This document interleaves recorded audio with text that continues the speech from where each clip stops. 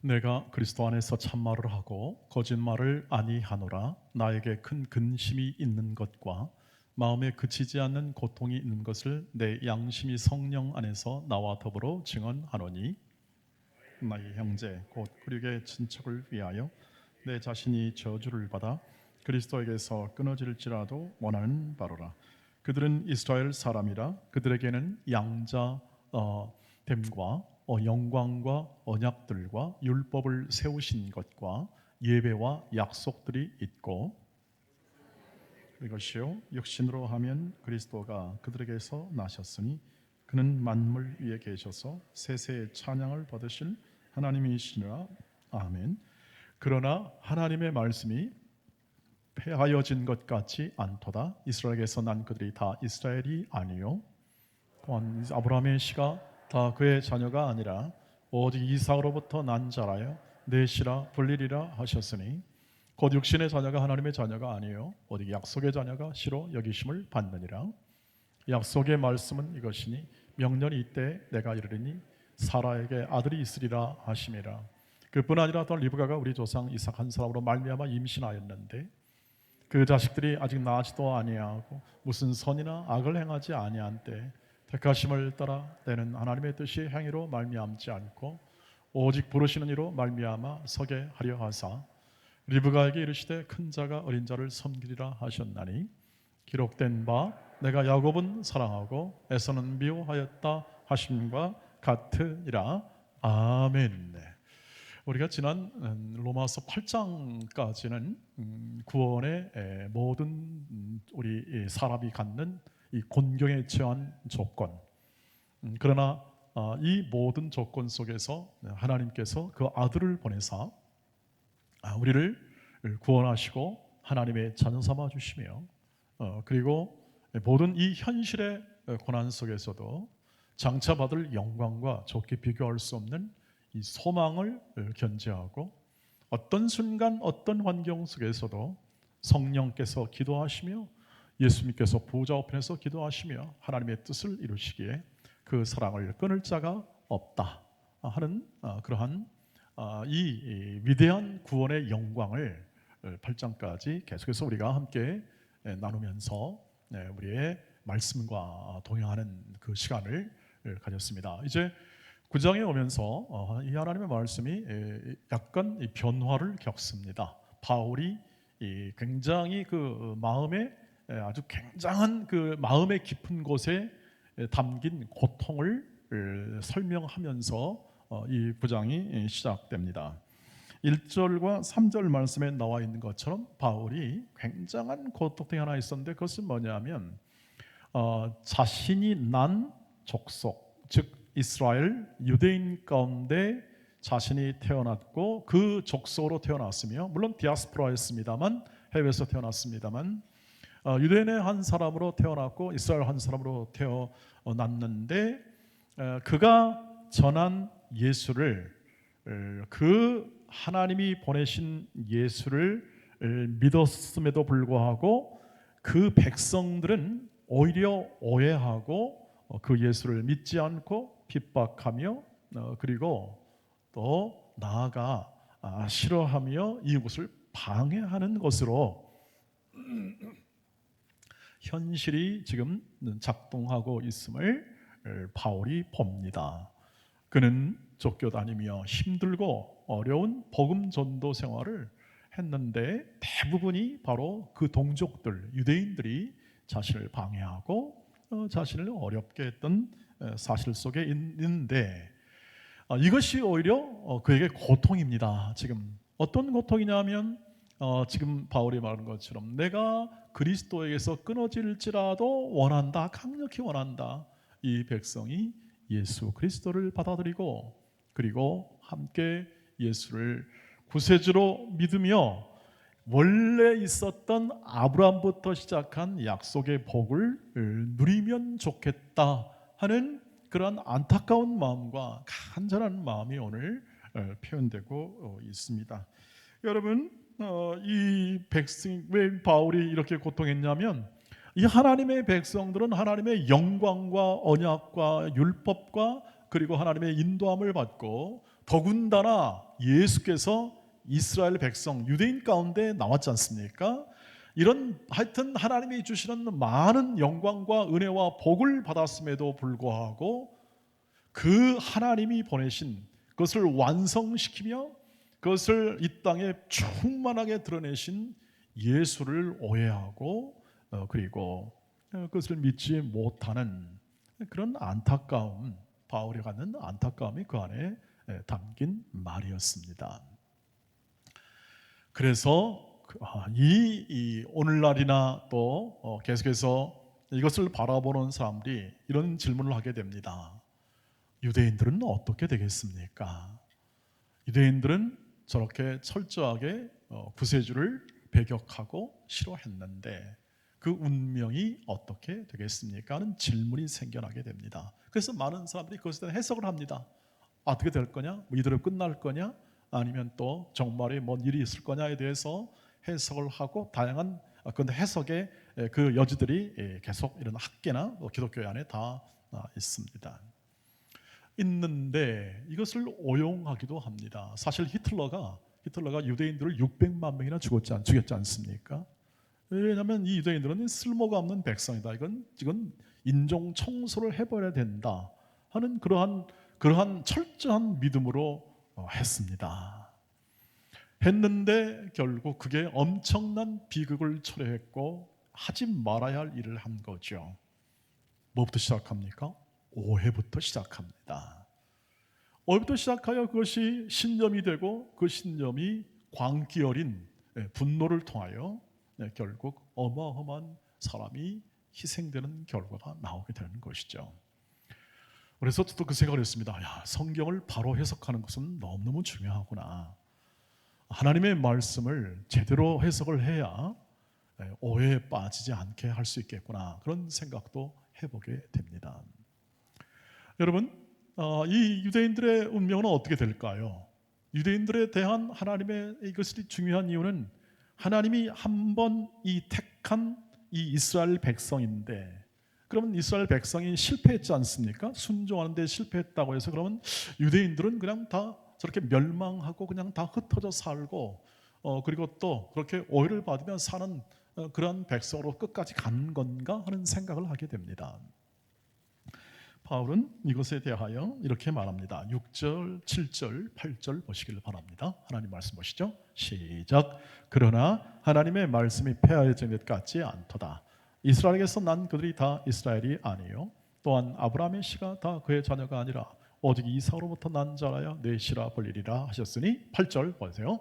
곧 육신의 자녀가 하나님의 자녀가 아니요 오직 약속의 자녀가 씨로 여기심을 받느니라. 아멘. 굉장히 중요한 이야기입니다. 보통 사람들의 그 어떤 그 유산 혹은 또 어떤 그 뒤에 받는 모든 어떤 결과 있잖아요. 이런 것을 보통 혈통적으로 제일 중요하게 생각하죠. 그래서 우리 민법이나 이런 법에 보면 언제나 모든 직계 가족의 모든 것을 상속하게 되지 않습니까? 혈통적으로. 그것은 법으로 정해서 이 나라에서 시행하고 있고 대부분이 그렇지 않습니까? 그것에 대한 세금을 물리거나 하는 모든 부분들은 있겠습니다만 기본적으로 어떤 나라든지 이 자녀들이 그것을 혈통적으로 유산하게 됩니다. 그런 면으로 보면은 뭐 이스라엘 백성도 이렇게 다 똑같은 이스라엘 백성으로서 어떻게 될 거에 대한 이게 나올 텐데, 근데 하나님의 말씀은 그렇게 혈통적으로 나오는 게 하나님의 자녀의 그 약속됨이 아니다라고 얘기합니다. 오직 아브라함부터 하나님의 약속에 근거하여 거로부터 나오는 약속의 말씀에 근거하여 나오는 약속의 사람들이 바로 약속의 자녀들이다. 복받는 자녀다. 하나님의 구원이 이른 자녀다 얘기합니다. 이것을 이제 이렇게 말씀드리면 설명이 좀 약하니까 바울도 자신의 그 민족에 향했던 그 하나님의 그 인도하심의 역사를 다시 한번 되뇌이면서 반추하면서 시작합니다. 이스라엘의 역사가 하나님의 자녀의 역사는 아브라함부터 시작하죠. 아브라함이 시작했는데 그 아브라함에게 하나님께서 내가 너에게 복을 주고 복의 근원이 되게 할 것이다. 너의 민족과 너의 모든 것을 충만하게 할 거다.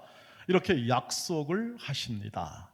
이 약속에 근거하여 나오는 자녀들이 바로 구원의 자녀들이며, 또 그것을 하나님이 세상 끝날까지 그 일을 행하신다는 것이 바로 하나님이 처음에 작정한 일이었고, 아브라함을 통해서 시작을 했습니다. 그 다음에 누가 나오죠? 이삭이 나옵니다. 그 다음에 야곱이 나오게 되는 거죠. 그런데 오늘 말씀을 좀 더 이렇게 계속 들여다보시면 그 다음에 무슨 얘기가 나옵니까? 사라에게 하나님이 말씀하죠. 말씀하십니다. 말로 하는 거예요. 뭐라고 하냐면 다음에 내가 자식을 볼게 될 거다. 사라가 믿었나요? 하나님 농담하십니까? 말씀이 좀 지나치십니다. 제가 나이가 몇인데요? 믿지 않았습니다. 믿지 않으면 피식 웃어버리고 말았습니다. 아이고, 복이라니까 좋긴 한데 어쨌든 하면서 이렇게 그냥 했습니다. 어떻습니까? 나았죠? 하나님이 말씀하시고 하나님이 약속한 대로 나오는 사람들이 하나님의 자녀라 이 말이죠. 구원받는 자녀요, 하나님이 함께하는 자녀요, 영광 이르는 자녀라는 얘기입니다. 그 다음에 넘어갑니다. 이삭의 사라가 이삭이 그 아들이 되었고 약속의 자녀가 되었습니다. 약속의 자녀가 그 부인이 리브가가 되었습니다. 리브가에게 또 말씀합니다. 하나님이 너 임신했는데 또 다음에 네가 난 자식 중에서 큰 자가 어린 자를 섬길 거다 얘기합니다. 말이 됩니까? 안 되죠.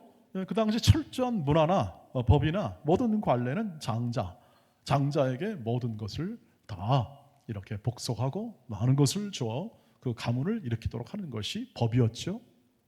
문화였습니다. 그런데 큰 자가 어린 자를 섬겼다는 건 말도 안 되는 이야기죠. 말도 안 되는 얘기를 하나님이 하시니까 어떻습니까? 믿겠습니까? 안 믿겠습니까? 안 믿죠. 사람들이 하는 일이 다 그렇습니다. 사람들이 하는 일이 다 그렇게 실력이 없습니다. 하나님 말씀을 제대로 듣고 믿는 실력들이 그렇게 크지 않죠. 그런데 어떻게 합니까? 하나님 말씀합니다. 하신 다음에 또 그렇게 또 하십니다. 야곱을 낳습니다. 에서를 낳습니다. 자, 누구에게 복을 많이 줬습니까? 에서에도 복을 줬습니다만, 그러나 약속의 자녀의 그 내용은 바로 야곱을 통해서 이루어짐을 볼 수가 있습니다.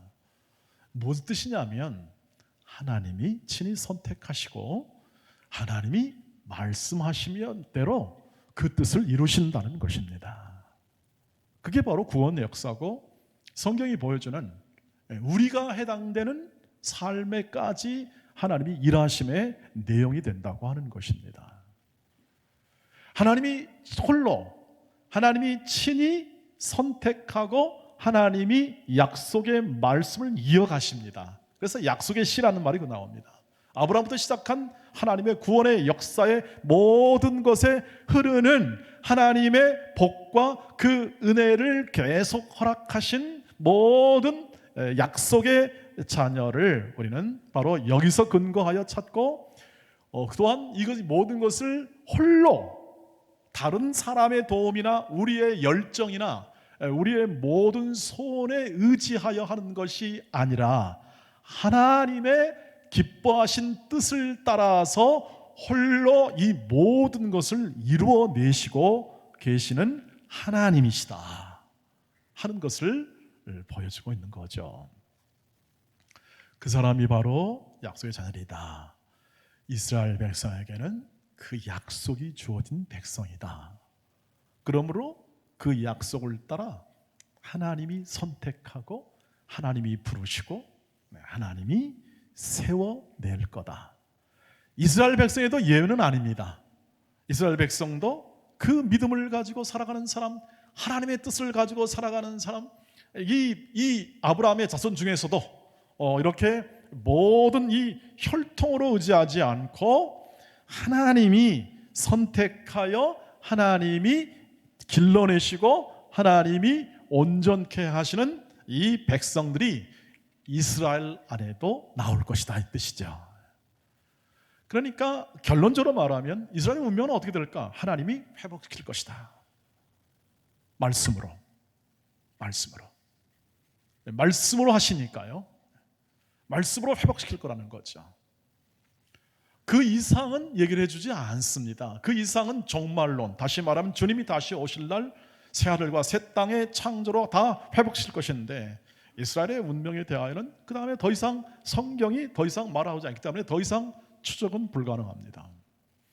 다만 확신할 수 있는 것은 하나님의 자비와 긍휼이 무궁하심으로 사람들의 불순종과 사람들의 연약함으로 인하여 하나님의 약속의 말씀이 회방을 받거나 그것이 안 이루어지는 게 아니다. 약속의 자녀에게 하나님의 말씀은 반드시 이루어진다 하는 것이 성경의 증언이 되겠습니다. 그래서 11절, 12절 말씀 보십시오. 그 자식들이 아직 나지도 아니하고 무슨 선이나 악을 행하지도 아니한 때에 택하심을 따라 되는 하나님의 뜻이 행위로 말미암지 않고 오직 부르시는 이로 말미암아 서게 하려 하시기 위하여 하나님이 큰 자가 어린 자를 섬기라 이렇게 말씀했다, 이렇게 얘기합니다. 이렇게 얘기할 수 있습니다. 저와 여러분의 인생이라는 것은 하나님의 자녀가 되었습니다. 믿습니까? 하나님의 자녀가 되었습니다라고 여러분 확신이 있습니까? 이건 그냥 된 게 아니라는 거죠. 하나님의 뜻에 의해 됐다는 얘기입니다. 하나님의 뜻이 지금부터가 아니고 이미 우리가 태어나기 전부터 하나님의 뜻이 섰기 때문에 우리가 하나님을 아바, 아버지라고 부를 수 있고, 하나님이 우리 시대의 어느 시절에 우리를 부르시고 우리를 하나님의 자녀 삼으심에 대한 분명한 이해와 인식을 갖게 하시고, 그리고 오늘 우리는 그 약속을 받은 자녀이기 때문에 우리를 향한 하나님의 말씀이 다 우리의 인생 가운데 다 이루어질 줄 믿습니다. 살아있을 동안에 하나님의 약속의 말씀이 이루어질 분량이 있겠고, 우리가 죽은 다음에 잠자는 자 대열에 서서 함께 우리의 믿음의 선들과 함께 있다가 부활의 날, 주께서 이 부활 생명으로 재림의 날 속에 우리의 모든 것이 다시 새롭게 다시 될 것이라는 그러한 소망을 따라 오늘 하나님의 말씀이 이루어질 거다 하는 확신을 가질 수가 있다고 하는 것이죠. 이래서 그것이 중요합니다. 그것이 하나님이 친히 일하시고 하나님이 친히 세운다는 의미를 이해하셔야 합니다. 이것을 이해 못하면 우리의 신앙은 여전히 어디까지 갑니까? 왜 이걸 내가 못했나? 이것을 후회하고 자책하는 늘 이 다람쥐 쳇바퀴 돌듯이 빠질 수밖에 없는 것이죠. 우리의 힘이 아니라 우리의 소원이 아닙니다. 여러분, 우리가 예수를 믿은 게, 우리가 예수를 믿은 것이 우리의 소원을 따라 된 게 아닙니다. 저와 여러분이 가지는 바람이 간절해서 우리가 예수의 하나님의 자녀가 된 게 아닙니다. 여러분, 이 자리에 계신 그 어떤 분이 나는 내가 우리 부모님 슬하에서 나는 태어나겠다라고 그렇게 해서 태어나신 분이 누가 있습니까? 한 사람도 없습니다. 저희 아버지 어머니한테 내가 태어나게 됐다, 내가 그걸 알았더라면 더 아주 좀 더 나은 환경 속에서 발해야 되지 않겠습니까? 근데 우리 그 누구도요, 우리 운명이라는 것을 우리가 정한 것이 아니었습니다. 우리 입장에서는 이거 어떻게 우리 집에 태어났나? 하는 이 말밖에 할 수가 없는 약함 속에서 우리가 태어난 사람들이죠. 여러분, 하나님의 자녀의 출생도 이와 다르지 않습니다. 우리도 바라거나 우리가 하나님의 자녀가 될 것을 바라거나 소망 가운데 사는 사람들이 아니었습니다. 그런데 하나님의 뜻이 임했습니다. 하나님의 말씀이 임했습니다. 그리고 어느 틈엔가 어머니를 통해서라든지 부모를 통해서라든지 친구를 통해서라든지 이웃을 통해서라든지 하다못해 전도지 한 장의 마음의 감동을 받든지, 그리고 또 어쩌다가 실패를 거듭하고 도저히 갈 곳이 없어가지고 어느 날 그냥 어떻게 이끌려 가보니까 그게 교회였더라. 그럼 간증을 많이 들으시죠? 이것에 의해서 우리는 예수를 믿게 되었습니다. 그러니 내 뜻대로 된 게 아니라 누구의 뜻대로 됐죠? 하나님의 뜻이 이루어진 겁니다. 이것을 이해하게 되면 우리의 모든 것이 전부 다 은혜로 되었다는 것을 이해할 수 있습니다. 은혜로. 우리의 한 가지 우리의 태어남부터 시작하여 우리의 모든 삶의 내용이 은혜로 되었다는 것은 뭐냐면 하나님이 인도하셨다는 뜻입니다. 그게 하나님이 인도하셨다. 하나님이 그의 뜻대로 하시고 말씀을 허락하시고 그 말씀을 행하셨다 뜻입니다. 약속의 말씀을 이루어 주었다는 뜻이 됩니다. 여러분, 말씀이 주었다, 말씀을 허락했다, 말씀을 우리 가운데 담았다는 게 그게 얼마나 놀라운 것인가를 이해하셔야 합니다.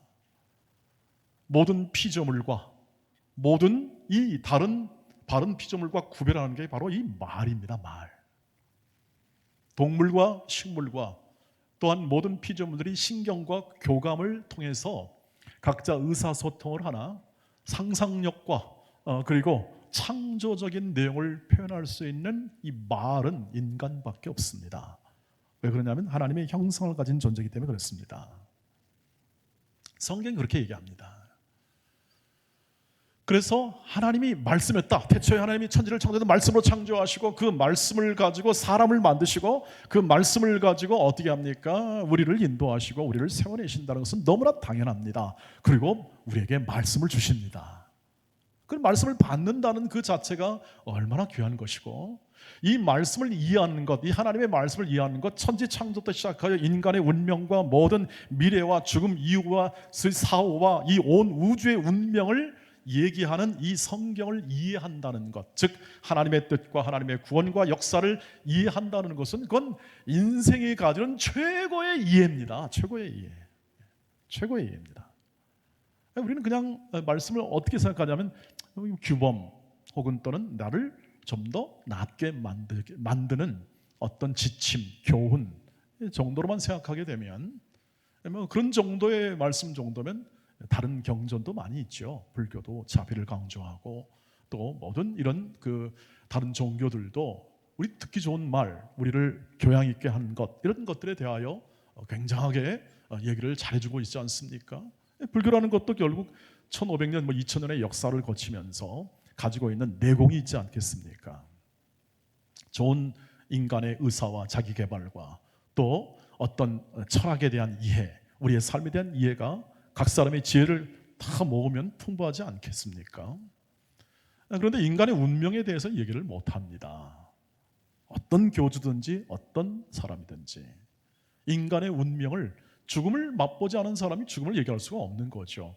인간은 다 죽으면 다 끝나지 않습니까? 모든 게 다 끝나버리고 맙니다. 끝나니까 그 다음은 얘기할 수가 없어요. 살아 돌아와야 얘기를 하죠, 그에 대해서. 그러니까 부활 생매라는 것을 얘기할 때 우리가 단지 부활할 수 있을까? 유대인들은 괜찮을까? 라는 정도의 의심과 생각은 가져올 수 있지만, 부활의 실체를 접했고 부활과 함께 역사하는 그 실체가, 그 실체, 그 능력이 현존, 이 현실 속에서 역사하는 걸 보면, 또 그것을 이해하게 되면 우리는 성경이 말하는, 성경이 가르쳐주고 뜻한 바 하나님의 뜻이 저와 여러분 가운데서 이루어지고 있음을 확인하게 되는 겁니다. 그럴 때 한 인간으로서 갖는 삶의 내용, 그리고 하나님이 한 사람을 인도하시고 각 사람을 하나님의 자녀로 세웠다는 게 얼마나 큰지에 대하여 이해가 되는 것이죠. 그래서 오늘도 우리는 이 모든 것이 주도적이고 또 이 약속의 말씀을 이루시는 하나님의 역사로 말미암아 이스라엘도 회복시키고, 그리고 또 그 하나님의 사랑이 끝이 없기 때문에 우리는 잘 알 수가 없어요.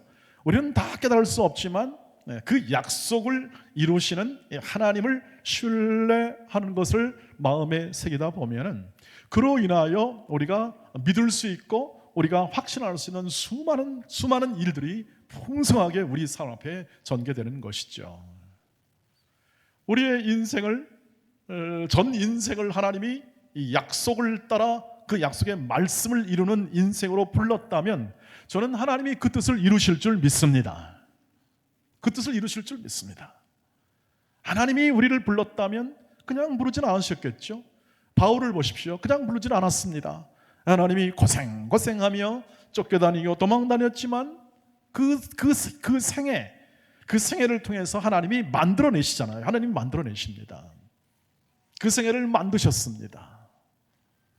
그는 편지를 썼습니다. 그는 편지 쓴 거예요. 이 하나님의 말씀이, 지금 위대한 하나님의 말씀, 이 로마서의 말씀도 그는 편지를 쓴 거예요. 고통하며 편지를 썼고, 이 고통이 있잖아요. 그리고 진짜 교회를 사랑하고 아직 형성되지 않은, 아직 이제 막 태어난 로마 교회를 생각하고 하나님 나라를 생각하면서 설명해주고 가르쳐주고 깨달은 바를 증언해주고 권면하기 위해서 편지를 썼습니다. 편지입니다. 편지. 하나님의 말씀이 되리라고 누가 생각을 했을까요? 바울이? 그렇지 않았습니다. 그런데 하나님이 만드시잖아요. 성령의 감화를 통해서 각 사람의 마음을 감동하게 하시고 말씀 읽는 자마다 수많은 기라성 같은 위대한 하나님의 종들과 하나님의 사람들이 이 로마서를 통해서, 이 바울이 쓴 편지를 통해서 성령이 감화하시니까 위대한 인생을 살아갈 힘과 용기와 지혜를 거기서 얻고 그 인생을 사는 거죠. 그런 의미에서 본다면 우리는 이 모든 것을 인도하시는 하나님이 은혜로 하기 때문에 그 은혜를 패할 자가 없고 하나님 것을 막을 자 없기 때문에 그 말씀대로 이루실 줄 믿습니다 하는 겁니다. 그래서 오늘 그 약속의 말씀을 믿는 자들이 사는 그 하나님의 말씀을 따라 부르심을 받고 삶을 살다가 보니까 어떤 마음이 듭니까? 바울이 이렇게 고통하는 마음이 드는 겁니다. 자기 가족을 사랑하는 마음, 자기 고륙을 사랑하는 마음, 이들도 예수를 믿으면 좋겠네. 이들도 예수를 믿어야 한다. 그렇지 않으면 계속 이렇게 반복되는 인생을 허비하는 거죠. 허비합니다. 믿지 않고 살아가는 시간만큼 허비하는 겁니다. 하나님의 뜻을 알지 못하고 그냥 내 뜻대로 살아가는 만큼 인생은 그 시간을 허비하게 되는 결과가 나오게 됩니다. 그래서 안타까운 거죠. 바울은 오히려 핍박을 받았습니다. 이 사람들이 핍박을 받았으면서 안타까운 마음으로 그것을 위해서 기도하고 이 마음을 표현합니다. 이것이 책임입니다. 우리가 말하는, 우리가 예수를 믿은 다음에 의무가 있고 책임이 있다면 이것입니다.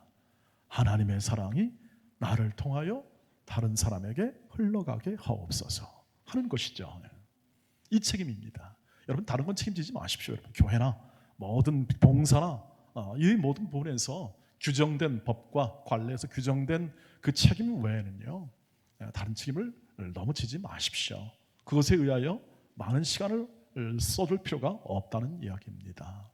진정한 책임은 뭐냐? 그 사랑이, 예수의 사랑이 흘러가게 하는 거죠. 그래서 그 가족을 보면서 안타까운 마음이 드는 겁니다. 가족에 대한 사랑이 나오는 겁니다. 그래서 민족에 대한 사랑이 나오게 되는 거죠. 그 사랑이 진짜 사랑 아니겠습니까? 예수를 인하여 만든 사랑이 진짜 사랑이고 그 사랑을 알았으면 좋겠는데 하는 것이죠. 그리고 바울은 사도로 부르심을 받았습니다. 그것을 전하라고 부르심을 받았기 때문에 그것은 하나님이 그 사명, 그 일함을 통하여 하나님의 뜻을 이루시겠다는 뜻입니다. 그 일하심을 통해서.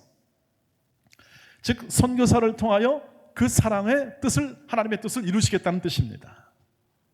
목회자를 통하여 그것을 이루시겠다는 뜻입니다. 여러분의 직분을 통하여 그것을 이루신다는 뜻입니다. 하나님의 뜻을 이루시는 겁니다. 그래서 우리는 그것을 동참했다라고 말합니다. 우리 일이 아닙니다, 여러분. 주의 일입니다. 내 일이 아니고 주의 일입니다. 그래서 사명은 바로 그것이고 그 뜻을 이루시기 위한 하나님이 각자 자신의 모든 환경과 조건, 나라와 민족과 경계와 모든 조건 아래서 하나님이 각 사람이 그 자리를 보내는 겁니다. 일터로 보내시기도 하고 각각의 직분으로 보내시기도 하면서 하나님이 우리 각 사람을 인도하고 계시는 것이죠. 이 약속의 말씀을 이루는 것입니다. 그래서 우리의 책임이 그 안에서 나오게 되는 것이고 그 사명을 이루기 위한 각고의 노력과 각고의 열정을 다하는 헌신과 수고와 그 사랑이 거기서 표출되게 되는 것이죠. 그게 바로 바울의 인생이었습니다. 다르죠? 내가 내 계획과 내 생각과 내 목표와 내 의지를 따라서 일을 행하는 것과 하나님의 말씀이 내 안에서 있고 하나님의 뜻이 내 안에서 이루어지는 것을 기초로 삼아 일하고 노력하고 또 훈련하고 하는 것은 굉장히 다른 동기가 있는 것을 우리가 확인하게 됩니다.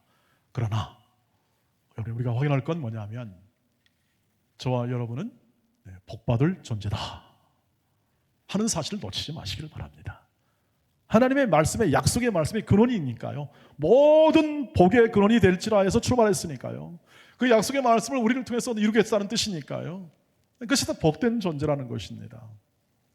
그 중에 예를 든다면 야곱을 여러분 아시죠? 야곱의 출생은요, 출생 자체가 남의 뒷다리 잡고 출생했어요. 출생 때부터 그 형 에서의 그 뭡니까? 뒷다리 잡고 내가 좀 뭐 앞서 보겠다. 내가 좀 이름 유명해 보겠다. 형 좀 비켜. 내가 좀 앞에 나가야겠어. 나왔습니다. 네, 나왔습니다. 그의 생애는 어떤 생애입니까? 좀 치사한 생애입니다. 네, 좀 치사한 생애예요. 자기 열정이 굉장히 강하고 그리고 자기 고집이 굉장히 강한 그러한 생애입니다. 그의 생애를 종합적으로 자신이 고백을 했습니다.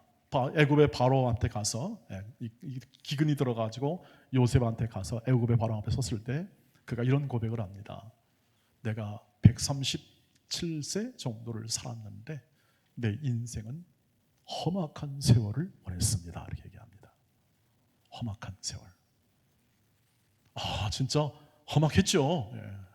속고 속이고 정말 어떤 보면 엉망진창이었다가 또 열심히 또 하나님 앞에 간절히 기도하다가 또 하나님 말씀 불순종하다가 하여튼 험악한 세월을 살았습니다.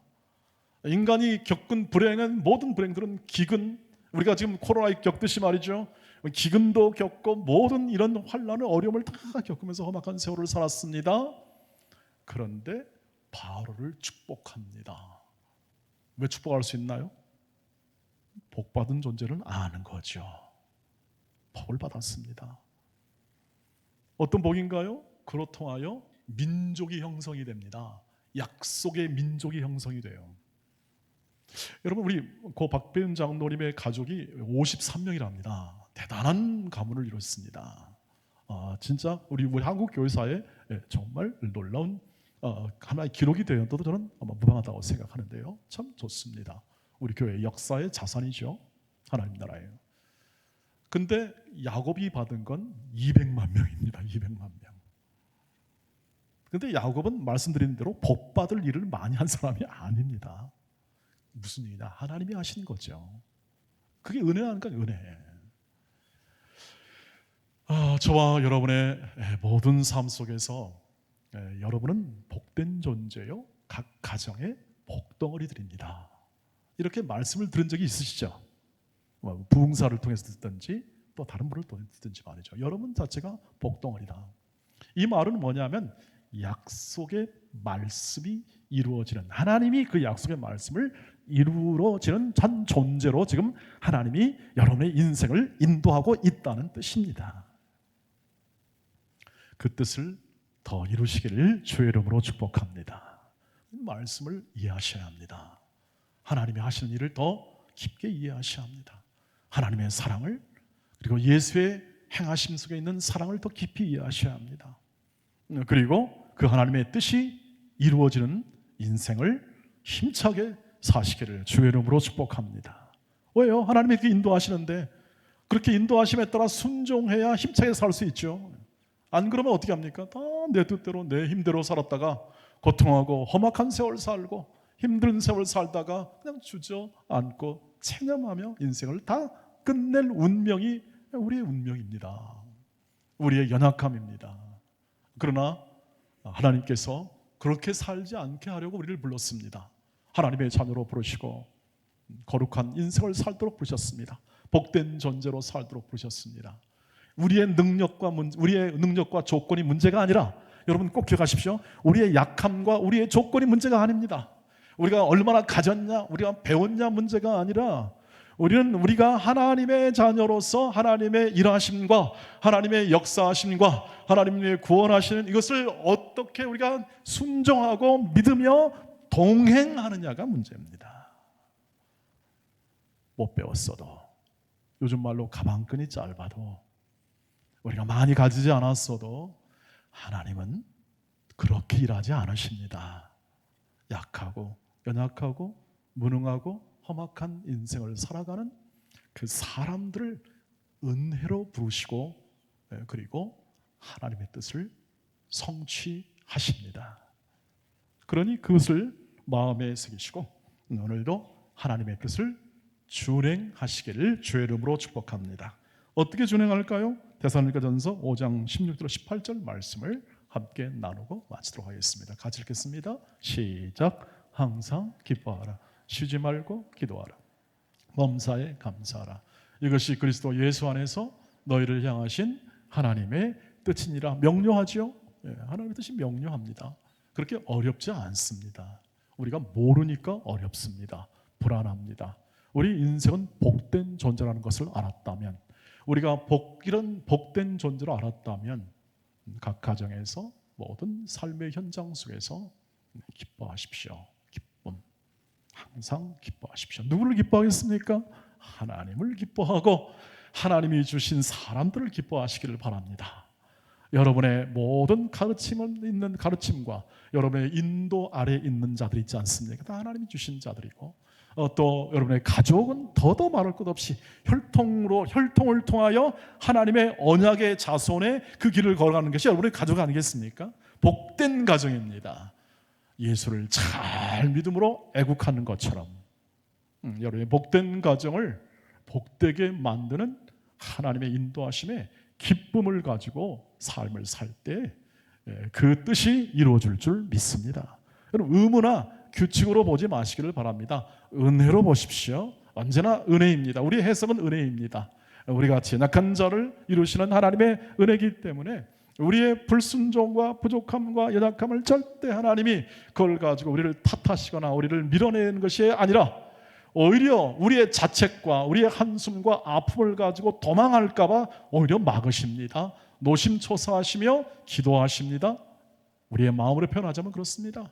말할 수 없는 탄식 가운데 기도하시는 분이니까 여러분들 안심하시고 넉넉한 마음으로 현재 있는 모든 삶 속에서 기뻐하시며 감사하시기를 주의 이름으로 축복합니다. 감사만 해도 충분합니다. 그리고 사람에게 대할 때 죽게 하듯 하시고 항상 선을 행하시고 원수까지라도 사랑하십시오. 저주하지 마시고 위하여 복을 빌며, 그리고 우리에게 더 하나님의 뜻이 임하도록 항상 기도하며 하나님의 뜻이 밝히 이루어지도록, 또 내 마음에 확신을 들도록 기도하며 언제나 삶에서 주와 동행하며 주만 바라보며 여러분의 인생을 복되게 이끌어 가시고 거룩함에 이르는 열매를 많이 맺으시기를 주의 이름으로 축복합니다. 약속의 자녀들에게 약속의 말씀이 이루어지니 그 삶을 힘있게 강건하게 그리고 힘차고 경건하게 항상 선의 편에 서서 하나님의 뜻을 이루십시오. 기도하겠습니다. 자비하신 하나님, 우리에게 약속을 주시고 약속의 말씀을 주시고 그 약속의 말씀을 친히 이루심을 바라보며 기쁨과 감사와 기도로 우리의 온 인생을 하나님의 뜻이 온전히 이루어지는 인생으로 삼아 주셔서 각 가정을 복되게 하시고 이 나라와 민족을 복되게 하는 믿음의 사람, 그리고 약속의 자녀로 우리 모두를 굳게 세워 주시옵소서. 예수님의 이름으로 기도하옵나이다. 아멘.